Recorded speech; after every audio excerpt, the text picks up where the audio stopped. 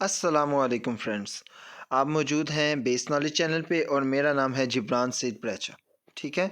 आज का हमारा टॉपिक है पॉलीसाइफोनिया। इससे पहले हमने एलजी के लाइफ साइकिल्स के ऊपर एक डिटेल वीडियो बनाई थी, वो मैं आई बटन में दे दूंगा। और फर्दर फ्यूचर में हम रिमेनिंग एलजी के कंपोनेंट्स को भी, जो ग्रुप्स हैं, उन्हें भी डिस्कस करेंगे। हाउएवर आज का बहुत इम्पोर्टेंट टॉपिक पॉलीसाइफोनिया, जो कि बहुत ज़्यादा जगहों पे लोगों को कंफ्यूज करता है। इंशाल्लाह ताला आपको आज के टॉपिक के बाद तमाम कन्फ्यूजन ख़त्म हो जाएगी, क्योंकि आज हम डिटेल में बात करेंगे ये किस तरह रेप्लिकेट करता है और इसका लाइफ साइकिल कैसे चलता है, हैप्लो डिप्लोबायोटिक लाइफ साइकिल क्या होता है, और इसकी रिप्रोडक्शन में जो डेवलपमेंट है, मेन की फीचर, वो डिस्कस करेंगे।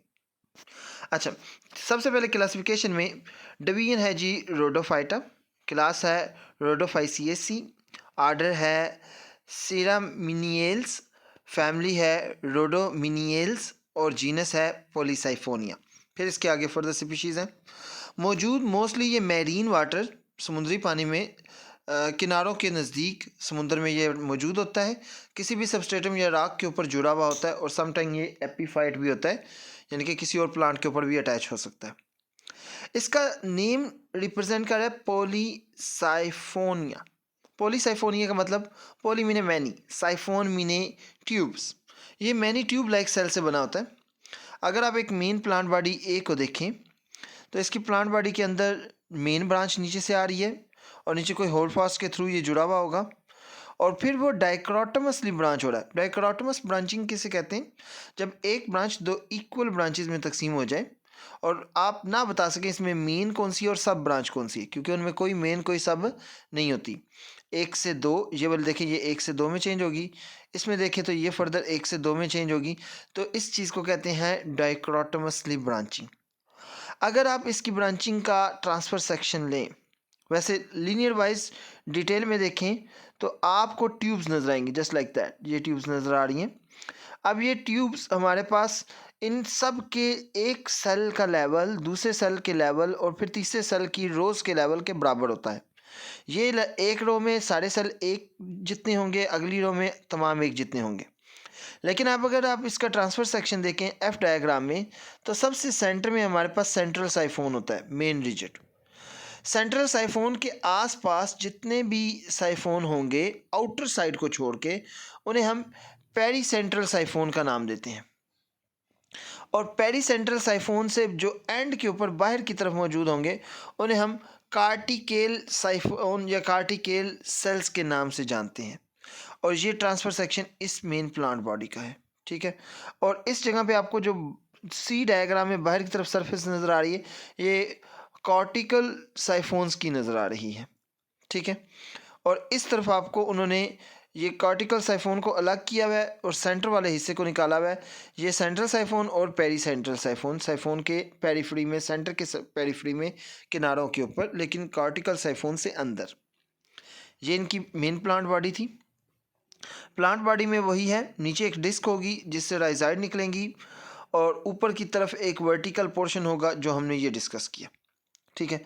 वर्टिकल पोर्शन में एक मज़े की बात यह है कि जो इसके टिप्स होते हैं, किनारे होते हैं, वो इनके यूनिसीरेट होते हैं। क्या होते हैं? यूनिसीरेट। यूनिसीरेट मतलब, अगर आप एग्जांपल लें इस पार्ट की, ठीक है, ये वाला, ये ऊपर ए अलग प्लांट है, नीचे उसी को बड़ा करके बनाया गया। ये जिस तरह किनारों पे पहुंच रहा है, ये बारीक होता जाता है, धागे नुमा, और बिल्कुल ऐसे हो जाता है जैसे कि कोई थिन फिलामेंट हो। जो अगर आप नीचे वाली मेन ब्रांच को देखें तो इसके अंदर सेंट्रल साइफोन के आसपास पेरी सेंट्रल साइफोन की तादाद ज़्यादा होगी और कार्टिकुलर साइफोन होगी। जैसे जैसे ऊपर जाएंगे पेरी सेंट्रल साइफोन ख़त्म हो जाएंगे। फिर पेरी सेंट्रल साइफोन ख़त्म होने के बाद सिर्फ और सिर्फ सेंट्रल साइफोन और उसके आसपास कॉर्टिकुलर साइफोन होंगे। जिस तरह वो किनारे पे पहुंचेगा और ज़्यादा बारीक होता जाएगा और सिर्फ सेंट्रल साइफोन रह जाएगा, उसके ऊपर कॉर्टिकुलर साइफोन भी ख़त्म हो जाएंगे। तो कॉर्टिकुलर साइफोन ख़त्म होने के बाद सिर्फ एक ही ट्यूब एंड तक जाती है, जो सेंटर की होती है। तो जैसे जैसे साइडों से आप टिप की तरफ मूव करेंगे, साइफोन की तादाद कम होती जाएगी, ट्यूब्स की तादाद कम होती जाएगी, वो पतला पतला पतला पतला at the end single tube हो जाएगी और बिल्कुल थिन फिलामेंट की हालत में आ जाएगा। इस चीज़ को कहते हैं यूनिसीरेट, यानी कि टैपर एंड होना, टेप की तरह बिल्कुल पिन की तरह होना, जैसा निडल कोई होती है। ठीक है, ये हमारे पास बात होगी। एक्सिलरी साइफोन या सेंट्रल साइफोन एंड तक जाएगा। अब बात करते हैं इनकी रिप्रोडक्शन की।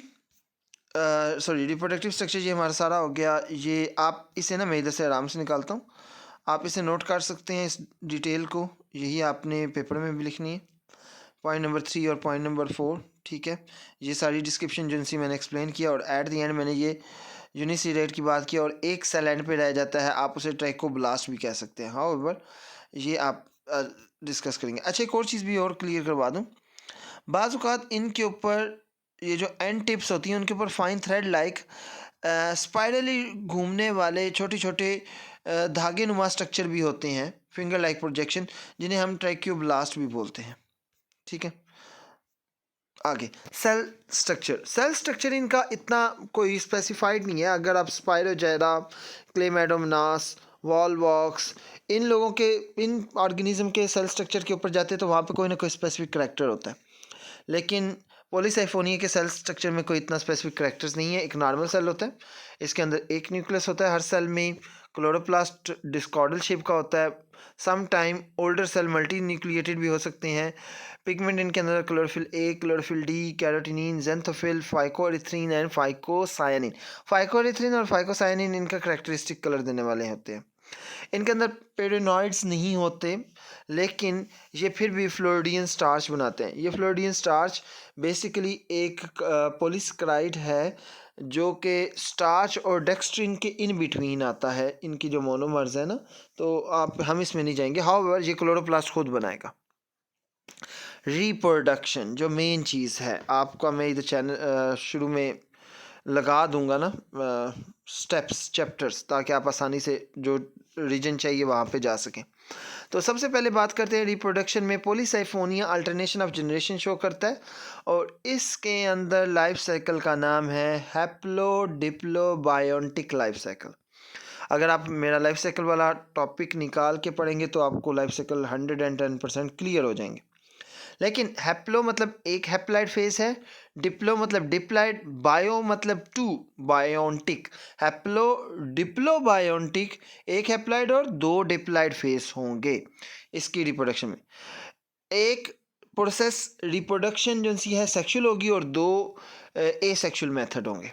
हाउएवर सबसे पहले बात करते हैं सेक्सुअल रिप्रोडक्शन के बारे में। मेजर स्पीशीज इसकी हिट्रोथैलिक होती है, मेल अलग फीमेल अलग।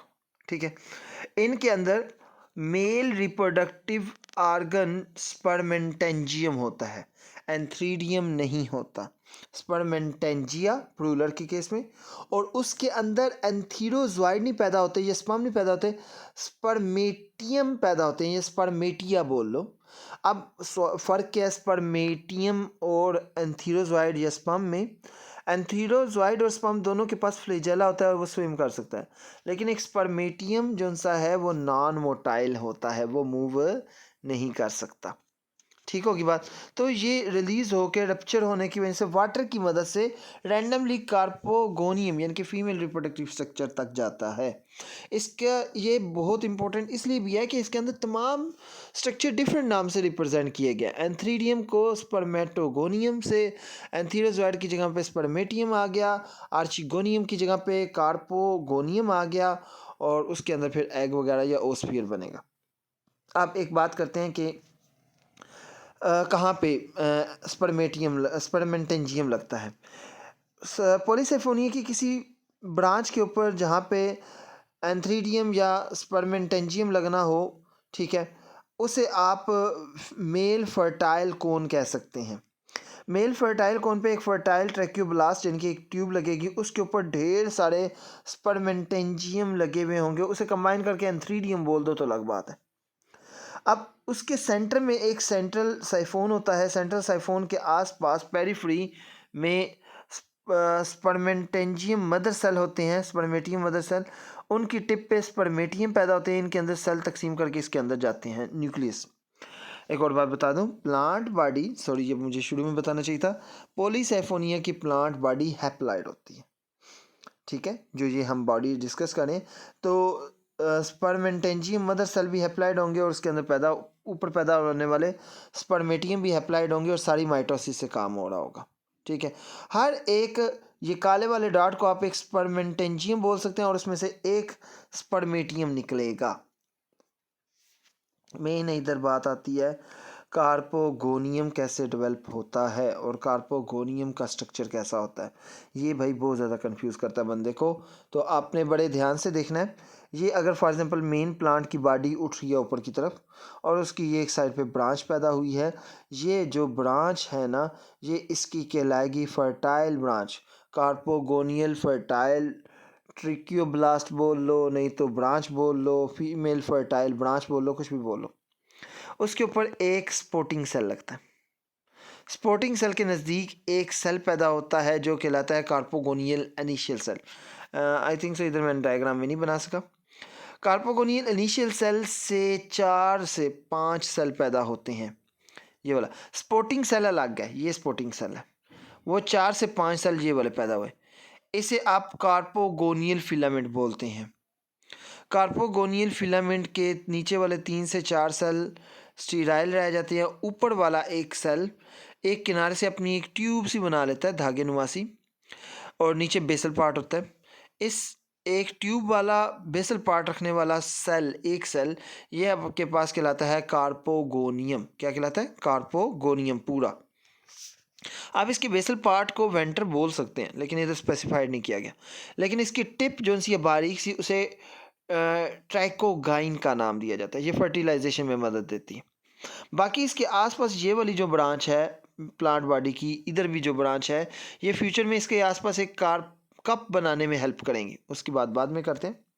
हाउएवर ये वाली अब जो डायग्राम है ना, गलती से अगली डायग्राम में उल्टी हुई हुई है, यानी कि ये वाला फेस इस तरफ आ गया और इस तरफ वाला फेस उस तरफ चला गया, कुछ ऐसे। अब साइड वाली ब्रांचेस इस तरह उसके ऊपर ओवरलैप करना शुरू करेंगे इस तरीके से, ठीक है। और साथ हमारे पास ये स्टीराइल फिलामेंट है, ये आपके पास कार्पोगोनियल फिलामेंट है। नीचे 2-3 सेल पैदा होंगे, ऊपर टिप पे जो सा कार्पोगोनियल सेल होगा उसके ऊपर ट्राइकोगाइन होगा। साइड वाली ब्रांचेस ओवरकम करके इसके आसपास एक कप बना देंगी, ठीक है। ये अब इसको 90 पे घुमा दो तो ये स्ट्रक्चर बन जाता है। अब इस कप के स्ट्रक्चर में आपके पास एक गोनिमोब्लास्ट का ये आप कार्पोगोनियल फिलामेंट का एक बेस सेल, एक साइड पे 2 से 3 स्टीराइल सेल और एक इस तरफ सपोर्टिंग सेल भी होता है, लेकिन ये एक्सिलरी सेल का भी कंसेप्ट में नहीं छेड़ता। अब क्या होगा? अब होगी फर्टिलाइजेशन। स्पर्मेंटेंजियम से स्पर्मेटियम निकलेंगे और वो सीधा फॉल करेंगे ट्राइकोगाइन के ऊपर। ट्राइकोगाइन के साथ वो आके फ्यूज़ होंगे। ट्राइकोगाइन यानी कि इस जगह पे ट्राइकोगाइन के साथ वो इधर आके जुड़ेंगे। आई थिंक सो आगे मैंने फिलामेंट में मेन पैराग्राफ में डायग्राम बनाई हुई है इसकी, वो आगे चल यार। हाँ देख लेते हैं है कि नहीं है। हाँ ये एक छोटा सा नज़र आ रहा है, इतनी डिटेल में नहीं नज़र आ रहा। ये देखो, ये स्पर्मेंटियम नहीं ऊपर गिरा है, स्पर्मेटियम, और कार्पो जो उसका टिप है ट्राइकोगाइन उसके साथ फ्यूज़ हो रहा है। अब फ्यूज़ होते वक्त क्या होगा? स्पर्मेटियम की सेल मेम्ब्रेन और ट्राइकोगाइन की सेल मेम्ब्रेन एक दूसरे के साथ फ्यूज़ होकर बीच में एक गैप बनेगा। गैप बनने के बाद साइटोप्लाज्मिक कनेक्शन बनेगा और साइटोप्लाज्मिक कनेक्शन के थ्रू न्यूक्लियस स्पर्मेटियम का मूव करके कार्पोगोनियम के न्यूक्लियस के पास आ जाएगा। आपस में दोनों फर्टिलाइज होकर एक जाइगोट न्यूक्लियस, डिप्लॉइड न्यूक्लियस बना देंगे। ये बड़ा की पॉइंट है कि वो डिप्लॉइड न्यूक्लियस बनने के बाद कार्पोगोनियम में डिवाइड कर जाएगा और 2 न्यूक्लियाई बनाएगा और माइटोटिकली डिवाइड करेगा, तो मतलब 2 डिप्लॉइड न्यूक्लियस हो जाएंगे। इसे भूलना नहीं है। अब अगला स्टेप क्या है? स्पोरोफाइट कैसे जर्मिनेट करता है, कैसे बनता है, उसकी जर्मिनेशन ही वो कैसे बनता है, कहाँ गया जी, इस पे देखते हैं। अब आपके पास जो पीछे था एक स्पोर्टिंग सेल, इसे देख लेते हैं। ये भी नहीं, ये इसको बाद में यूज करेंगे। चलो इधर बात कर लेते हैं। ये एक स्पोर्टिंग सेल है, ठीक है। ये स्पोर्टिंग सेल इधर तकसीम करेगा, 1 से 2 सेल बनाएगा, ठीक है। जो 2 सेल बने हैं उनमें से एक नीचे रह जाएगा, एक ऊपर आ जाएगा। स्पोर्टिंग सेल हैप्लॉइड है, याद रखना।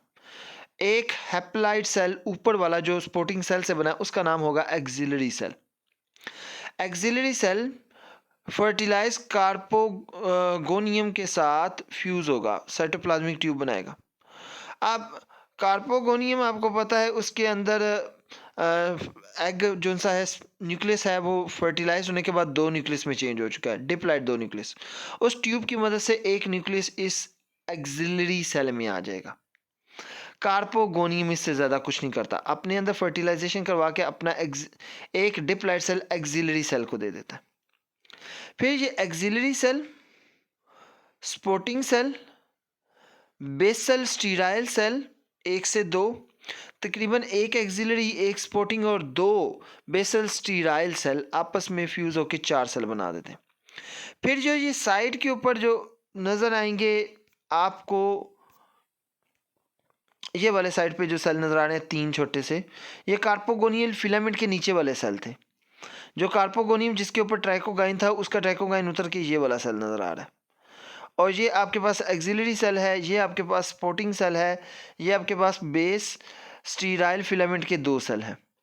अब इसमें ज़रा गौर कीजिएगा, ये एक एक्सिलरी सेल जिसमें कार्पोगोनियम से डिप्लॉइड न्यूक्लियस है, स्पोर्टिंग सेल और 2 बेसल फिलामेंट सेल आपस में चारों फ्यूज हो जाएंगे। फ्यूज होने के बाद उनके अंदर 2 किस्म की न्यूक्लियस आएंगे। एक कार्पोगोनियम से लिया गया डिप्लॉइड न्यूक्लियस और एक इनका पहला हैप्लॉइड न्यूक्लियस। इन सब का पहले हैप्लॉइड न्यूक्लियस डिसइंटीग्रेट होके एक ही न्यूक्लियस डिप्लॉइड जो न्यूक्लियस है वो रह जाएगा। फिर वो जो बड़ा सा सेल बनेगा उसे हम कहते हैं प्लेसेंटा सेल। कुछ इस तरह का ये बनेगा, ये वाला। अब इस टाइम जो साइड पे वाल आई हुई हैं ये वाली, इसे हम पेरिकार्प का नाम देंगे। फ्रूटिंग बॉडी की कवरिंग को पेरिकार्प कहते हैं, ठीक है। और जो ये आपके पास कार्पोगोनियम फिलामेंट के बचे हुए पीसीस, गोनिमोब्लास्ट के फिलामेंट्स के पीसीस, ट्राइकोगाइन, सब कुछ डिसइंटीग्रेट हो जाएगा। ये सिर्फ 4 सेल के फ्यूज होने से जो एक स्ट्रक्चर बनेगा वही रह जाएगा। जूम हो जा भाई, ये वाला, ठीक है। ये ऊपर वाला बताता हूँ क्या हुआ। फिर ये नीचे वाला जो हिस्सा है इसके अंदर जो एक न्यूक्लियस रह गया था डिप्लॉइड, वो माइटोसिस करके ढेर सारे न्यूक्लियस बना देगा। अब ढेर सारे न्यूक्लियस के ऊपर एक एक फिलामेंट बनेगा, सेल के ऊपर एक एक सेल निकलेगा, उनके अंदर वो न्यूक्लियस माइग्रेट करेंगे। वो सेल तकसीम करेगा, ऊपर न्यूक्लियस दे देगा, और तकसीम करेगा और ऊपर न्यूक्लियस दे देगा, और तकसीम करेगा और ऊपर न्यूक्लियस दे देगा। तो एक यहाँ पे तो 2 सेलों की एक चेन नज़र आ रही है, ये 5 से 7 सेलों की चेन्स बन जाती हैं ऐसी लंबी लंबी। इस वक्त ये प्लेसेंटल सेल, ये कार्पोस्पोर फिलामेंट सेल और कार्पोस्पोर और उसके ऊपर ये वाली कवरिंग, तीनों को मिला के हम कार्पोस्पोरेंजियम बोलते हैं। याद रखें ये एक डिप्लॉइड न्यूक्लियस से बने हुए स्ट्रक्चर हैं जो डिप्लॉइड हैं और फ्यूचर में स्पोर पैदा करेंगे। ये स्पोरेंजियम एक पूरी स्टेज कहलाती है। अब यहाँ पे ये स्पोरेंजियम बेशक हैप्लॉइड गैमीटेंजियम गमीटोफाइट के ऊपर मौजूद है, मेरा भी दिमाग घुमा हुआ है। स्पोरेंजियम पूरे को नहीं बोलेंगे, इतने से को स्पोरेंजियम बोलेंगे और पूरे को कार्पोस्पोरोफाइट बोलेंगे। पूरे को हम कार्पोस्पोरोफाइट कहेंगे। ये एक प्रॉपर डिप्लॉइड प्लांट बॉडी है जो हैप्लॉइड गमीटोफाइट के ऊपर मौजूद है। अब ये जो सी आपको पेरिकार्प का स्ट्रक्चर नज़र आ रहा है, ये बेसिकली ट्रांसफर सेक्शन है। ये इस तरह बंद होता है ऐसे, और ये जो अंदर आपको ये वाली चीज़ें नज़र आ रही हैं, ये चीज़ नज़र आ रही है, इसके अंदर मौजूद होती है। साइडों पे पेरिकार्प में पूरी कवरिंग बनाई होती है, सिर्फ उसके ऊपर एक ओपनिंग होती है जहाँ से स्पर्मेटियम आया था। उस ओपनिंग का नाम हम क्या रखते हैं? ओस्टियोल, ठीक है, रखते हैं ओस्टियोल। अब इधर से ही ये फिलामेंट पैदा होंगे और इसके अंदर कार्पोस्पोरोफाइट से, कार्पोस्पोरेंजियम से कार्पोस्पोर्स बन के रिलीज होंगे, ऐसे बाहर आएंगे। ये कार्पोस्पोर रिलीज होके, ये जैसे कि ये दिखा रहा हूँ, ये फिलामेंट बन रहे हैं इसके अंदर, ये इसका अंदर वाला हिस्सा है। और ये इस देखो, ये पेरिकार्प इधर लेबल है, इधर भी लेबल है, ठीक है। ये कार्पोस्पोरेंजियम इधर भी लेबल है। पूरे स्ट्रक्चर का नाम कार्पोस्पोरोफाइट, इसका नाम कार्पोस्पोरेंजियम, क्योंकि इसमें कार्पोस्पोर्स बनेंगे। कार्पोस्पोर बन के इसमें से बाहर निकलेंगे, ज़मीन पे गिरेंगे, सूटेबल इन्वायरमेंट में एक जर्मिनल ट्यूब बनाएंगे और एक फिलामेंटियस स्ट्रक्चर बॉडी बना देंगे ऐसी। ये स्पोरोफाइट जो नई बॉडी बनेगी वो डिप्लाइड होगी और वो कार्पोस्पोर से बनेगी। कार्पोस्पोर भी डिप्लाइड थे। अब ये फिलामेंटिस बॉडी शॉर्ट होती है, इतनी डिटेल लंबी बॉडी नहीं होती। इसे मैं अगली डायग्राम में जाके आपको दिखाता हूँ। कुछ इस तरह की ये बॉडी बनती, लेकिन लाइफ साइकिल में ज़्यादा अच्छे से बनेंगी। हाँ, यहाँ पे ये देखो, कार्पोस्पोर गिरा, जर्मिनेट किया, ट्यूब लाइक बॉडी बनाई और इस तरह फिलामेंटियस बॉडी बनी। अब फिलामेंटियस बॉडी के ऊपर अगर इसका ट्रांसफ़र सेक्शन काटूं तो हमारे पास ये वाली आती है। उसका ट्रांसफ़र सेक्शन काटें, इस स्पोरोफाइट का जो कार्पोस्पोर से बना है, इसको ट्रांसफ़र सेक्शन काटें तो सेंटर में एक एक्सिलरी सेल होगा, आउटर कवरिंग सेल होंगे और उसमें सेंटर में एक एक सेल बनेगा। एक्सिलरी सेल से के अंदर बाहर की तरफ और कवरिंग सेल के अंदर की तरफ एक सेल बनेगा जो एक्ट करेगा लाइक स्पोरेंजियम। और ये इधर नज़र आ रहा है, कभी इधर आ सकता है, कभी इधर आ सकता है। तो ये पूरे फिलामेंट के अंदर ऐसे नज़र आएंगे। इस सेल में एक डिप्लॉइड न्यूक्लियस होगा। वो डिप्लॉइड न्यूक्लियस फ़ौरन से मियोसिस करेगा और हैप्लॉइड हो जाएगा। वो हैप्लॉइड न्यूक्लियाई, 4 हैप्लॉइड न्यूक्लियाई अपने आसपास साइटोप्लाज्म को 4 पार्ट्स में तकसीम कर देंगी और अपने आसपास वॉल बना देंगी। अब ये ऊपर से सरफेस टूटेगी कवर सेल की, तो इस स्पोरेंजियम में से 4 स्पोर एक दूसरे के साथ जुड़े हुए, हल्के हल्के चिपके हुए रिलीज होंगे, जस्ट लाइक दैट। इसके अंदर 3 आगे नज़र आ रहे हैं, एक पीछे नज़र आ रहा है और ये बने भी मियोसिस से थे, तो डिप्लॉइड से हैप्लॉइड हो गया। ये 4 स्पोर एक साथ रिलीज़ होते हैं और सिर्फ 4 की तादाद में पैदा होते हैं, तो इसलिए इसका नाम टेट्रास्पोर्स रखा गया और स्पोरेंजियम का नाम टेट्रास्पोरेंजियम रखा गया और स्पोरोफाइट का नाम टेट्रास्पोरोफाइट रखा गया। ये स्पोर ज़मीन पे गिरेंगे, अगेन जर्मिनेशन करके एक हैप्लॉइड पॉलीसाइफोनिया अगेन बना देंगे। ठीक होगी बात। तो एक समरी जिसमें सारी डेवलपमेंट को, अगर चले डेवलपमेंट नहीं डिस्कस करते तो हम इसमें एटलीस्ट ये तो डिस्कस करें कि ये काम कैसे कर रहा था, कि पूरी डेवलपमेंट ना देखें तो एक साइफोनियस बॉडी बनती है जो कि हैप्लॉइड होती है और गमीटोफाइट होती है। उसके अंदर मेल जो एंथ्रीडियम है, एक कौन सी बनती है, उस कौन के अंदर स्पर्मेंटेंजियम बनते हैं जिसके अंदर स्पर्मेटियम बनते हैं। ये स्पर्मेटियम बन के इधर से उतरते हैं। दूसरी फीमेल ब्रांच के ऊपर एक कार्पोगोनियम बनती है, ट्रैक्योब्लास्ट के ऊपर, कार्पोगोनियम के ऊपर ओस्फियर लगता है। कार्पोगोनियम की टिप ट्राइकोगाइन के ऊपर से आया हुआ स्पर्मेटियम गिरता है। स्पर्मेटियम उसके अंदर वाल को डिज़ाल्व करके अंदर चला जाता है और न्यूक्लियस को अंदर ले जाके कार्पोगोनियम के न्यूक्लियस के साथ डिप्लॉइड हो जाता है, फ्यूज़ होकर डिप्लॉइड। देन स्पोर्टिंग सेल अपने साथ एक एक्सिलरी सेल बनाता है। वो एक्सिलरी सेल एक ट्यूब कनेक्शन बनाता है, किसके साथ? कार्पोगोनियम की बेस के साथ। और कार्पोगोनियम उससे पहले अपने एक न्यूक्लियस डिप्लॉइड को माइटोसिस करके 2 न्यूक्लियस में चेंज कर लेती है और उनमें से एक न्यूक्लियस एक्सिलरी सेल को दे देती है जो कि स्पोर्टिंग सेल से बना था। फिर एक स्पोर्टिंग सेल, एक्सिलरी सेल और 2 स्टीराइल बेसल सेल आपस में फ्यूज़ होकर 4 सेलों का एक प्लेसेंटल सेल बना देते हैं। प्लेसेंटल सेल में जो हैप्लॉइड न्यूक्लियस होते हैं वो डिसइंटीग्रेट हो जाते हैं, जो एक डिप्लॉइड न्यूक्लियस होता है वो उधर ही रह जाता है। फिर वो प्लेसेंटल सेल डिप्लॉइड न्यूक्लियस को तकसीम करके माइटोटिकली ढेर सारे सेल बनाते हैं और ऊपर फिलामेंटी स्ट्रक्चर बना के हमारे पास कार्पोस्पोरेंजियम बना देते हैं और उस टाइम उसकी बॉडी को कार्पोस्पोरोफाइट कहते हैं। उस कार्पोस्पोरेंजियम के ऊपर कार्पोस्पोर बनते हैं ब्रांचेस की तरह और वो डिप्लॉइड कार्पोस्पोर माइटोसिस से बने इधर रिलीज होते हैं। वो जर्मिनेट करके टेट्रास्पोरोफाइट बनाते हैं जो कि खुद डिप्लॉइड है। कार्पोस्पोरोफाइट भी डिप्लॉइड है, टेट्रास्पोरोफाइट भी डिप्लॉइड है। वो टेट्रास्पोरोफाइट से टेट्रास्पोरेंजियम और देन टेट्रास्पोर्स बनते हैं जो कि हैप्लॉइड होते हैं। फिर वो अगेन पॉलीसाइफोनिया बनाते हैं। तो main plant body polysiphonia haploid, लेकिन carposporophyte diploid, tetrasporophyte diploid, again haploid. तो अल्टरनेशन ऑफ जनरेशन में एक हैप्लॉइड और 2 डिप्लॉइड स्टेज आ रही हैं, तो इसलिए इसका नाम हैप्लोडिप्लोबायोटिक रखा गया है। ये इसकी सारी कहानी थी। इसमें अल्टरनेशन करते हैं और ये आपके पास एक जनरल स्केच है। अगर आप ये डायग्राम वाला स्केच पेपर में नहीं बनाना चाहते तो बेटा आपने नहीं बनाना, आपने इधर ये वाला स्केच बना लेना है। और इसमें भी वही किया गया है, मेल और female plant, reproductive part male और फीमेल के, उनका स्पर्मेंटेंजियम और फीमेल पार्ट फर्टिलाइज होकर जाइगोट, जाइगोट से गोनीमोब्लास्ट से कार्पोस्पोरेंजियम, कार्पोस्पोर, देन टेट्रास्पोरेंजियम, टेट्रास्पोर, और टेट्रास्पोर से फिर हैप्लाइड, ये साइकिल। नीचे वाली 2 फेज डिप्लाइड और कहाँ गया, और ऊपर वाली 1 फेज हैप्लाइड। ठीक है, तो ये अल्टरनेशन ऑफ जनरेशन सारी है। मैं एक दफ़ा तमाम स्लाइड को अगेन रन कर देता हूँ ताकि आप इसके स्क्रीनशॉट लेके या पास करके उसे समझ सकें। ठीक है, और नोट्स बना सकें। काफ़ी लंबा टॉपिक था आज का।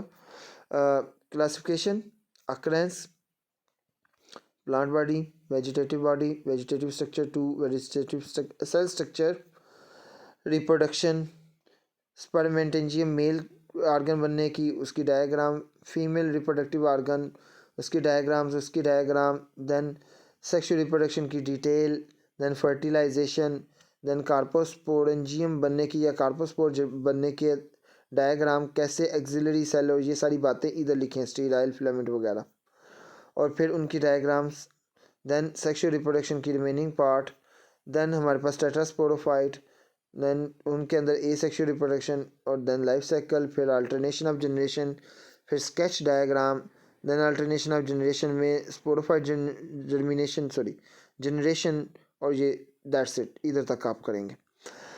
आपने काइंडली अगर कोई और वीडियो आपको चाहिए हो तो आप काइंडली कांटेक्ट करें, चैनल को सब्सक्राइब करें और बेल आइकन ज़रूर दबाएं। आपकी सपोर्ट की बहुत ज़्यादा ज़रूरत है, काफ़ी मेहनत की जा रही है स्लाइड्स बनाने में और आपको समझाने में। Thank you so much.